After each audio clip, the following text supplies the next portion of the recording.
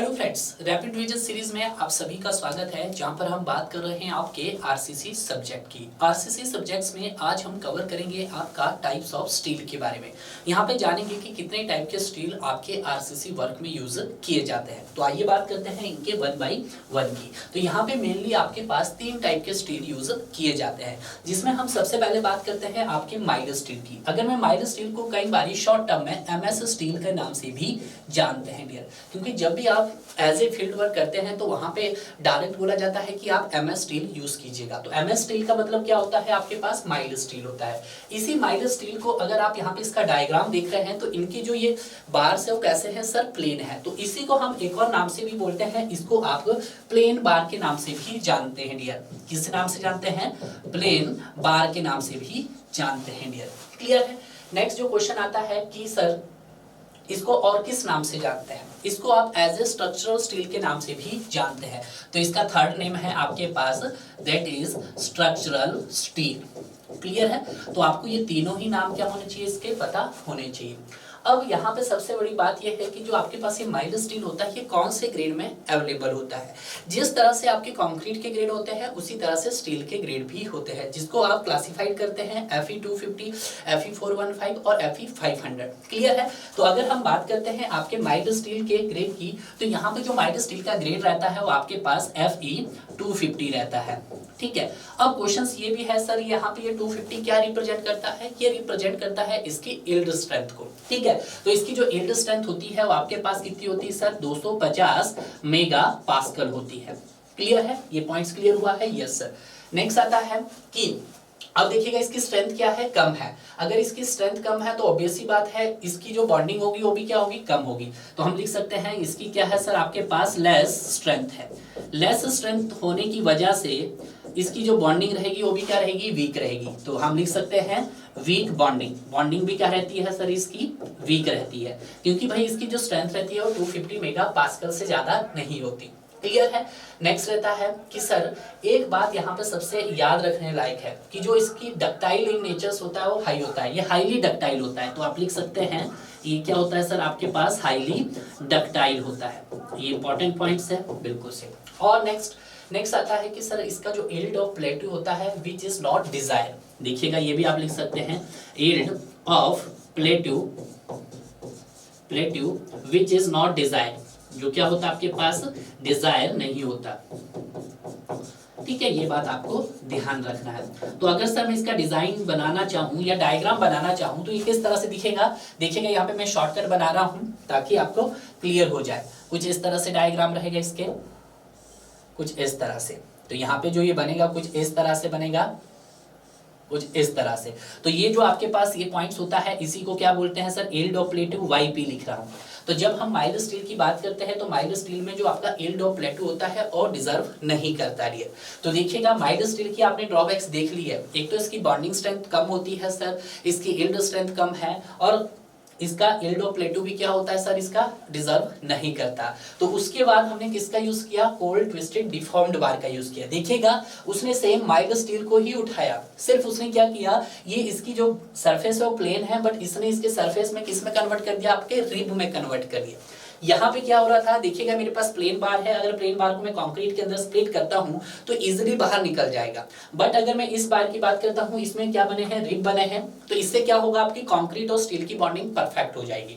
तो यहाँ पे जो इसकी ड्रॉबैक थी, क्या क्या ड्रॉबैक थी कि सर इसकी स्ट्रेंथ लेस थी। तो यहाँ पे जो हमें मिलता है, पहले नाम जान लेते हैं। कोल्ड ट्विस्टेड डिफॉर्म्ड बार को हम HYSD नाम से भी जानते हैं। ठीक है। और यहाँ पे जो HYSD बार होता है, ध्यान दीजिएगा, HYSD बार जो होता है वो ग्रेड में मिलता है आपके पास Fe415 और Fe500 में मिलता है।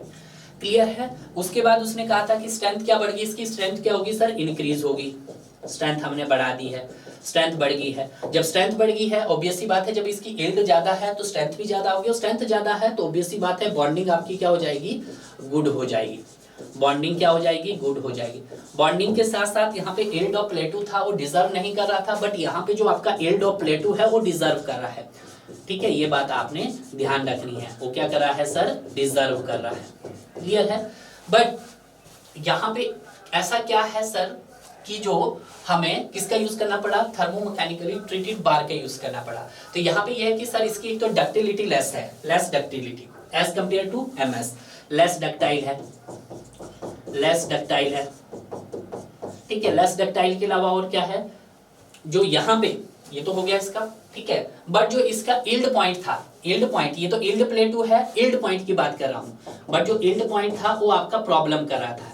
यील्ड पॉइंट क्या कर रहा था सर, आपका प्रॉब्लम। सर ये कैसे, आपने ये प्रॉब्लम कैसे बता दी, देखिएगा इसका अगर मैं यहाँ पे डायग्राम बनाना चाहूँ नेक्स्ट, तो देखिएगा यहाँ पे कुछ इस तरह से था आपके पास डायग्राम, और इस तरह से मैं किसका बना रहा हूँ, HYSD बार का बना रहा हूँ। तो अगर मैं माइल्ड स्टील की बात कर रहा हूँ तो माइल्ड स्टील का कुछ इस तरह से बना था, बिल्कुल इस तरह से।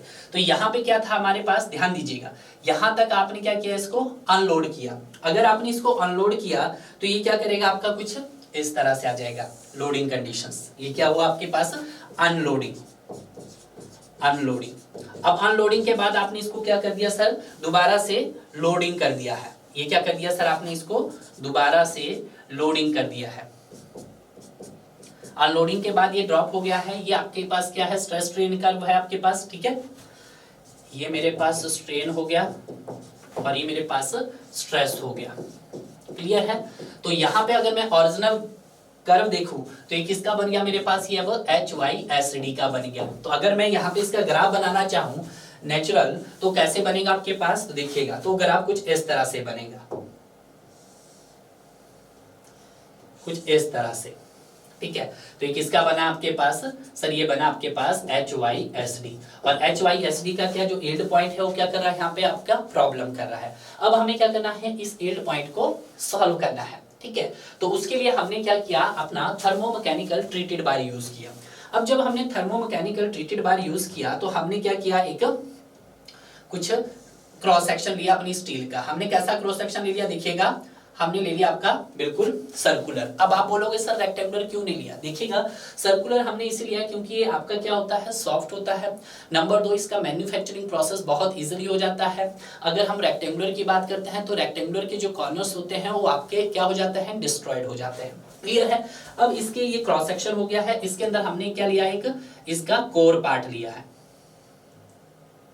ध्यान दीजिएगा, ये क्या है आपके पास, ये कोर है। तो यहाँ पे हम लिख देते हैं, इस कोर को क्या नाम देते हैं, सॉफ्ट फेराइट का बना होता है। ये जो कोर होता है किसका बना होता है सर, आपके पास सॉफ्ट फेराइट का बना होता है। सॉफ्ट फेराइट का बना होता है, जो कौन से मटेरियल का होता है सर, पैराइट मटेरियल का। कौन सा, पैरालाइट मटेरियल का होता है, पैरालाइट मटेरियल का होता है, ठीक है। ये पूछा जा सकता है कि जो कोर का होता है वो आपका कौन से मटेरियल का बना होता है सर, पैरालाइट मटेरियल्स का बना होता है। ये आपके पास, इसके बाद देखते हैं, इसके बाद आपके पास एक पार्ट होता है जिसको हार्ड मार्टेनस्टाइन रिम बोलते हैं। तो ये आप लिख सकते हैं हार्ड मार्टेनसिन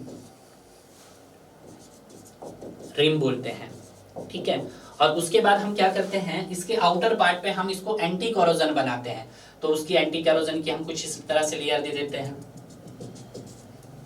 ठीक है। तो इसको हम बोलेंगे एंटी कोरोजन,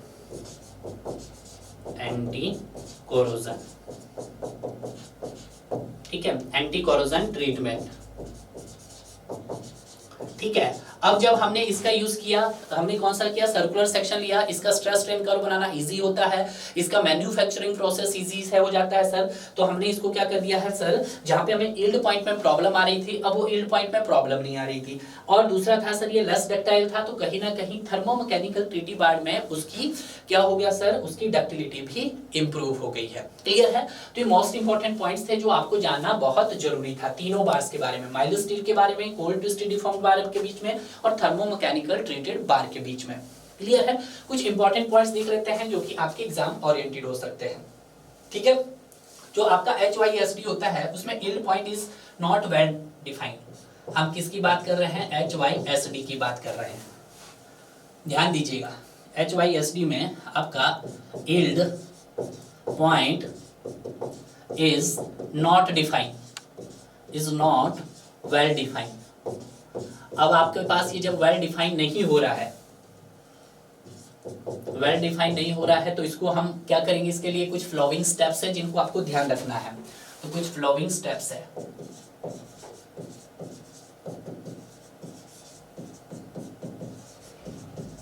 ठीक है, वो स्टेप्स कौन कौन से है जरा देखिएगा।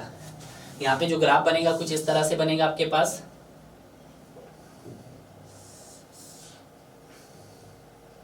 कुछ इस तरह से बनेगा, कुछ इस तरह से जाएगा और कुछ इस तरह से जाएगा।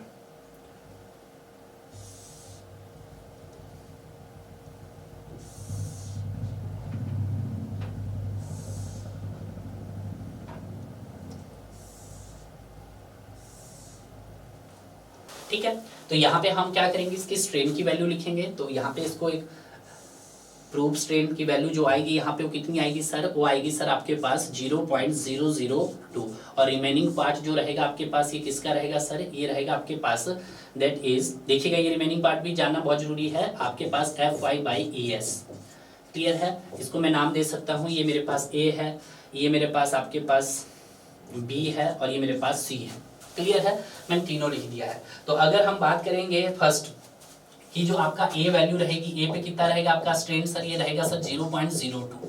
अब B पे आ जाए हम, तो B क्या हो जाएगा सर 0.002, ये क्या हो गया आपके पास, ये हो जाएगा सर Fy/Es। अब हमें C निकालना है, C पॉइंट्स देखना है।